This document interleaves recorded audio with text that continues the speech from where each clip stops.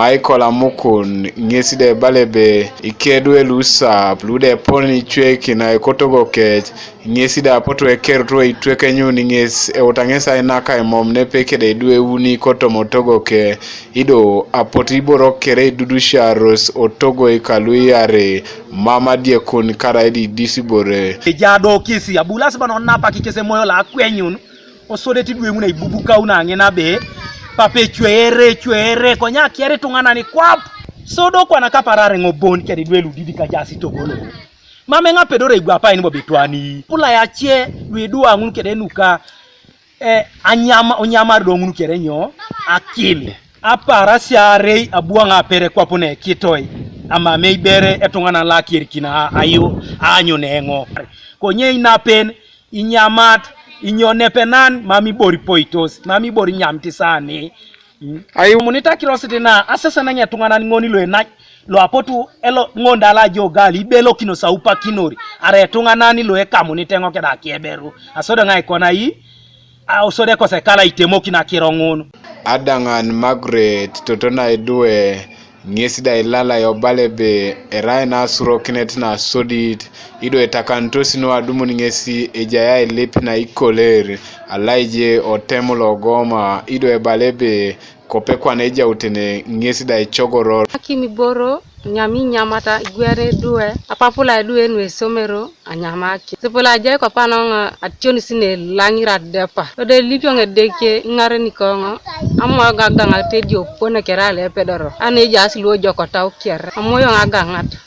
jona penane wala rakop insana no mbure nyam to sedo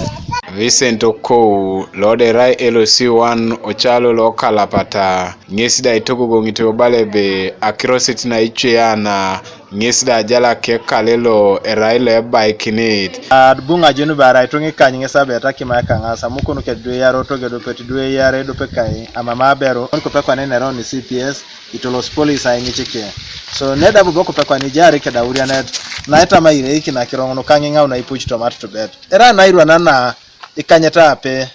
oto mapu ganeka ada so mishet na iso mauno chalo kalo eja serera lode parcel commit Martino Pejo nepekeda no ramongin idunyeta luda ibostika na kesida itoro na tosa swamisho etikwana tekana obalasibe ejoko ducha itosomi ponesho lo ejoko anwa itemono ina kiro karaija ibore rono borela joko no lara era borela sirvala ya ulipoiso achaka unyama tanujane ina kimi wabo kalango na safari Deogresha sakol lode raiti no da isishana ni tungano da ikisila koto mochalo ngesida ikeoni tiobalebe era na ability kisil bonde yes tunga ay boaki na kisil to makan kes anuna ara elo chuti e yarit ti duelu kere etwakata ara no akirono ebusana kiti duchu itunga iboni kini so da na panakira ra temonoki arene jari ya ducha ngoria Gilbert Oko ngeside raya polne cholonglo iwunie to temu ngero itoro narta swamshoeti na osode ikwenya retunga kere ai lakla kaputo ibore kwaen na are balebe erai ibore ni nyaki apol na ada itunga kau ai peki na tongana ne tos bala yara tongana konye ini ko to stonga swamongun so e ka woro ne ja stonga ne sati arbonebe ne duche ja ono radio nguriana mama ichweki ne etongana ne otomatogo itemo kini konye